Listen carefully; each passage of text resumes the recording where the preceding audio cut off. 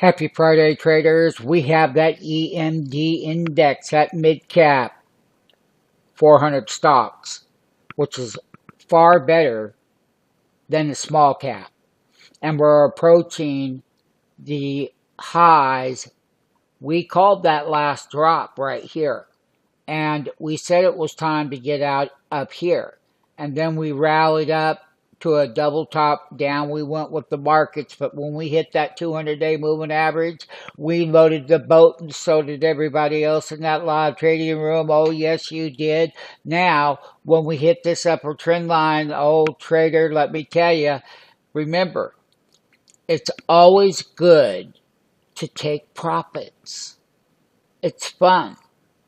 It's hard enough to get them, but that's what we have before us here right now. So mid-cap, in our humble opinion, there is a time to invest in them, and they're going to be far better than the small cap. Small cap had a big rally.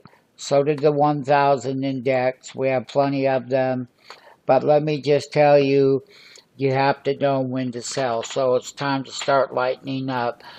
It's a weak period that's going to approach these markets when they're overbought.